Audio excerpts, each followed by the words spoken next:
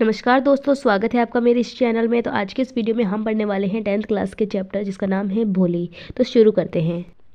तो आज हम एक लड़की की कहानी पढ़ने वाले हैं जिसको सब भोली के नाम से पुकारते हैं, लेकिन इसका असली नाम सुलेखा है। तो सब इसे भोली कहकर क्यों पुकारते हैं, क्या है इसके पीछे की कहानी, चलिए देखते हैं। तो होता ये है, जब भोली 10 महीने की होती है तब वह झूले से गिर जाती है और गिरने के कारण उसके सर के कुछ हिस्से पर गहरी चोट लग जाती है, इसलिए उसका सर का कुछ भाग डैमेज हो जाता है। इसी कारण से वो अपनी दूसरे भाई बहनों से थोड़ी पिछड़ी हुई होती है, इसी कारण से सारे लोग उसे भोली कहकर पुकारते हैं। तो ऐसे ही इसका नाम भोली पड़ जाता है। तो ये हुआ कुछ छोटा सा इंट्रोडक्शन भोली के बारे में। अब देखते हैं इनके फैमिली मेम्बर्स के बारे में। तो भोली के पिताजी का नाम रामलाल है और भोली उनके चौथे नंबर की बेटी है और भोली की 3 बहनें जो कि उससे बड़ी हैं। जब भोली का जन्म होता है तो वो बहुत ही प्यारी और बहुत ही सुंदर होती है, लेकिन जब वो 2 साल की होती है तब उसको एक स्मॉल पॉक्स का अटैक आता है, जिसके कारण उसके पूरे शरीर के ऊपर स्मॉल पॉक्स के निशान रह जाते हैं और जो कि परमानेंट होते हैं, जिसका मतलब है कि वो दाग कभी नहीं जाने वाले। भोली 5 साल की उम्र तक बोलना नहीं सीखती है, लेकिन बाद में जब उसने बोलना सीखा भी तो वो हकलाती थी, बहुत ही ज़्यादा स्ट्रमर करती थी, जिसके कारण उसके पूरे फैमिली मेम्बर्स, उसकी भाई बहन उसका हमेशा मजाक उड़ाते थे उसकी मिमिक्री कर कर, जिसके डर से उसने अब बोलना ही छोड़ दिया था। रामलाल के कुल 7 बच्चे थे, 4 लड़कियां और 3 लड़के। उसका पूरा परिवार भोली का हमेशा मजाक बनाता था और उससे कोई भी प्यार नहीं करता था। और भोली की माँ उसकी देखभाल कभी नहीं करती थी, ना तो उसके कभी कपड़े धोती थी और ना कभी उसके बाल बनाती थी। बेचारी भोली के साथ सब कुछ बुरा हो रहा था। भोली के पिताजी एक प्रोस्पेरियस फार्मर थे, एक अच्छे खासे किसान थे, जिन्होंने अपने तीनों बेटों को बाहर सिटी में पढ़ने के लिए भेजा था। रामलाल की सबसे बड़ी बेटी जिसका नाम राधा था, उसकी शादी हो चुकी थी और रामलाल की दूसरे नंबर की बेटी जिसका नाम मंगला था, उसकी भी सगाई हो चुकी थी। और रामलाल की तीसरे नंबर की बेटी जिसका नाम कमला था, वो भोली से कुछ ही साल बड़ी थी, लेकिन रामलाल और उसकी पत्नी कमला को लेकर बिल्कुल भी चिंतित नहीं थे, क्योंकि कमला दिखने में बहुत सुंदर थी। रामलाल अपनी तीनों बेटियों को लेकर बिल्कुल भी चिंतित नहीं था, वो सिर्फ और सिर्फ अपनी सबसे छोटी बेटी भोली को लेकर चिंतित था कि क्या शायद उससे कोई शादी करेगा या फिर नहीं।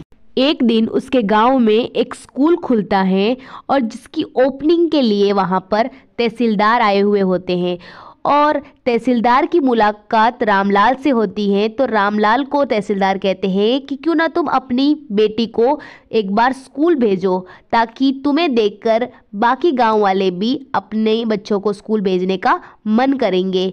तो वहां पर रामलाल तहसीलदार को हाँ कहकर आ जाते हैं। फिर रामलाल ये सारी बात अपनी पत्नी को बताता है और कहता है कि कल भोली को स्कूल ले जाना पड़ेगा। तो ये बात सुनकर उसकी पत्नी बहुत ही ज़्यादा गुस्से में होकर कहती है कि क्या तुम्हारा दिमाग खराब है? अगर भोली स्कूल जाएगी तो उससे शादी कौन करेगा? कौन करेगा उससे शादी? तो बोलती है कि नहीं, भोली को हम स्कूल नहीं भेजेंगे।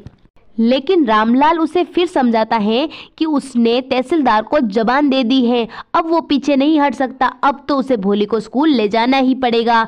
इतना कुछ होने के बाद आखिरकार ये तय होता है कि भोली कल स्कूल जाएगी। अब दूसरे ही दिन भोली को सुबह जल्दी उठाकर रामलाल स्कूल ले जाने के लिए तैयार हो जाता है, लेकिन भोली जाने के लिए मना कर देती है। वो कहती है कि मैं नहीं चलूँगी, क्योंकि उसे याद है कि ऐसे ही थोड़े दिन पहले उसकी गाय लक्ष्मी, जिसको रामलाल लेकर चला गया और बाजार में बेचकर आ गया, तो शायद भोली ने सोचा कि शायद ये लोग मेरे साथ भी ऐसा ही करेंगे। तो भोली वहाँ पर जाने के लिए मना कर देती है और फिर रामलाल कहता है कि अरे पागल लड़की, मैं तुम्हें स्कूल लेके जा रहा हूँ, जल्दी से तैयार हो जाओ। तो उसकी पत्नी को कहता है कि इसको तैयार करो, अगर तैयार नहीं करोगी तो लोग सोचेंगे कि हम बिल्कुल भी इसकी देखभाल नहीं करते हैं। तो फिर उसको नहलाया जाता है। उसके बाद कमला के पुराने कपड़े उसको पहनाए जाते हैं, लेकिन वो धुले हुए तो थे।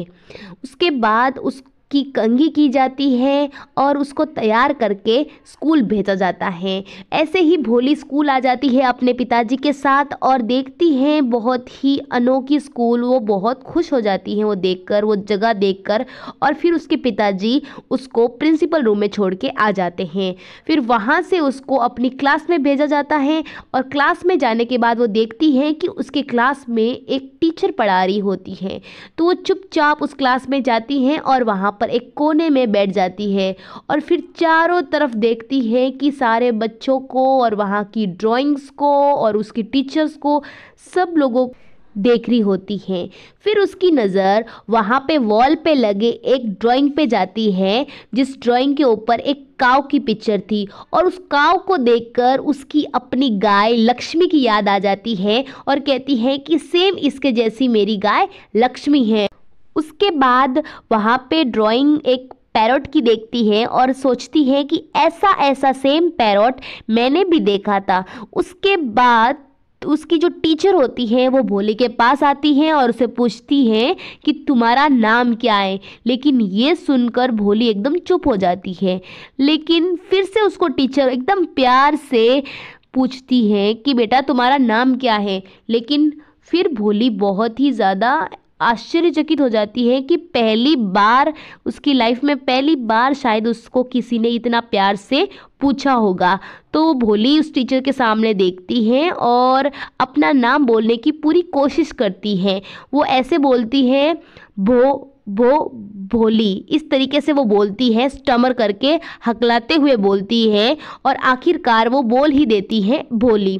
उसके बाद उसकी टीचर उसको बहुत ही शाबाशी देती है कि बहुत बढ़िया बेटा, तुमने अपना नाम बोल दिया और ऐसे ही अगर तुम रोज़ स्कूल आती रहोगी तो एक दिन तुम अपने गांव में सबसे पढ़ी लिखी लड़की बन जाओगी और तुम्हारा फिर कोई भी मजाक नहीं उड़ाएगा। ऐसे करते करते भोली रोज़ स्कूल आने लगी और धीरे धीरे उसने पढ़ना लिखना भी सीख लिया था। अब कुछ साल बीत जाते हैं, उसके गांव में भी कुछ बदलाव आ जाते हैं। जो पहले गांव था अब वो कस्बा बन जाता है। उधर सिनेमा हॉल भी खुल जाते हैं, पोस्ट ऑफिस खुल जाते हैं और रेलवे स्टेशन बन जाते हैं। तो ऐसे बहुत सारे सुधार भी हो जाते हैं और भोली भी अभी बड़ी हो चुकी है। तो एक दिन रामलाल और उसकी पत्नी ऐसे बातें कर रहे थे, तभी रामलाल ने कहा कि क्या मैं बिशंबरनाथ का प्रपोज़ल एक्सेप्ट कर लूँ, मतलब कि जो रिश्ता आया था भोली के लिए बिशंबरनाथ का, क्या मैं उससे स्वीकार कर लूँ। तो उसकी पत्नी बोलती हाँ बिल्कुल कर लो। लेकिन रामलाल कहता है कि जो बिशंबरनाथ हैं वो लंगड़ा है और उसकी एक बार शादी हो चुकी है जो कि टूट गई थी और उसके बच्चे भी बहुत बड़े बड़े हैं। तो फिर भोली की माँ कहती है तो क्या हुआ। फिर रामलाल कहता है कि जो बिशंबरनाथ है उसकी उम्र मेरी उम्र जितनी है, यानी कि लगभग 40-50 साल का आदमी है वो। तो भोली की माँ बोलती है तो क्या हुआ अगर वो इतना है तो, आदमी के लिए 50-40 साल कोई बड़ी उम्र नहीं होती। फिर रामलाल कहता है कि क्या भोली इस रिश्ते को स्वीकार करेगी। तो फिर उसकी पत्नी बोलती है कि कौन पूछेगा उस पागल को, हम उससे थोड़ी पूछेंगे उस रिश्ते के लिए। लेकिन भोली साइड में खड़ी होकर सब कुछ उनकी माता पिता की सारी बात सुन रही होती है और फिर वो भी अपने माता पिता की बात को नहीं टालती और उस रिश्ते के लिए हाँ कह देती है। अब उसकी शादी होने वाली होती है और उस दिन बिशंबरनाथ बहुत बड़ी बारात लेकर बैंड बाजा के साथ जोरों शोरों से आ जाता है भोली से शादी करने के लिए। फिर मंडप में खड़ा होता है बिशंबरनाथ, उसके माता पिता। फिर वरमाला पहनाने का समय होता है तो पंडित जी कहते हैं कि अभी दुल्हन को बुलाओ बाहर। तो जैसे ही ऐसा कहते हैं तो भोली बाहर आती है, घूंघट डाले हुए, एक बड़ा सा घूंघट पहन के आती है भोली और फिर वहाँ पर खड़ी हो जाती है। उसके बाद बिशंबरनाथ को पहनाती है, सबसे पहले वरमाला भोली पहनाती है उन्हें। पहनाने के बाद बिशंबरनाथ की जब बारी आती है वरमाला पहनाने की, तब भोली का घूंघट उठाया जाता है और फिर जब घूंघट उठता है तो भोली के चेहरे पर जो स्मॉल पॉक्स के जो निशान है उसको देखकर बिशंबरनाथ अपने दोस्त को कहता है कि इसके चेहरे पर तो स्मॉल पॉक्स के निशान है। तो उसका दोस्त कहता है तो क्या हुआ, तू भी तो लंगड़ा है। तो फिर बिशंबरनाथ कहता है कि नहीं, मैं इससे शादी नहीं करूँगा। अगर मुझे इससे शादी करनी पड़ी तो मैं इससे 5,000 रुपये लूँगा। तो रामलाल बहुत ही प्रार्थना करता है उससे कि प्लीज़ मान जाओ, ऐसा मत करो, मेरी इज्जत का सवाल है। लेकिन तो भी बिशंबरनाथ उसकी एक नहीं सुनता। वो कहता है कि मुझे 5,000 दो और फिर मैं इससे शादी करूँगा। फिर रामलाल कहता है कि नहीं, तुम 2,000 ले लो और प्लीज़ शादी कर लो। लेकिन बिशंबरनाथ मानने के लिए तैयार ही नहीं होता। फिर रामलाल अंदर जाके अपनी सेविंग्स में से 5,000 रुपये लेकर आता है और बिशंबरनाथ को देता है। उसके बाद बिशंबरनाथ तैयार होता है भोली से शादी करने के लिए।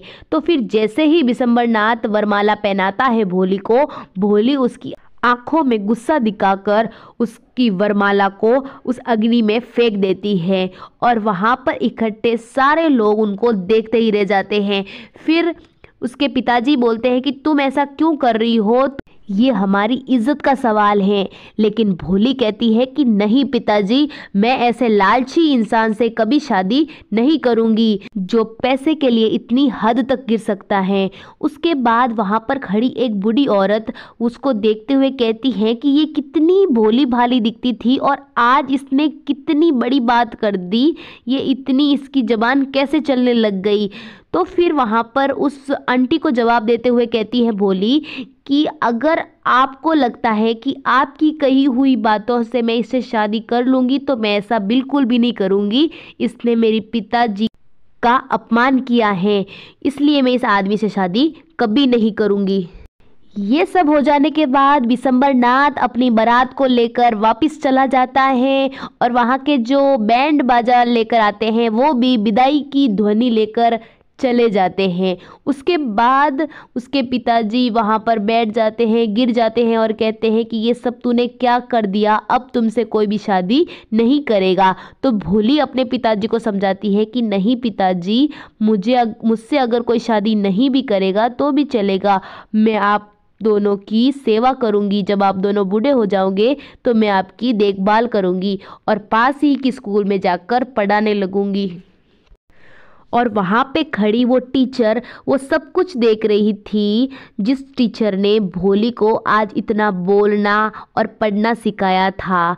तो इसी के साथ हमारी कहानी का एंड होता है। उम्मीद करती हूँ आपको ये पूरी कहानी हिंदी के अंदर बहुत ही अच्छे से समझ में आई होगी। और ऐसे ही और वीडियोस देखने के लिए हमारे चैनल को सब्सक्राइब कर दो ताकि मैं और आपके लिए ऐसे वीडियोस लाती रहूँ। Thank you.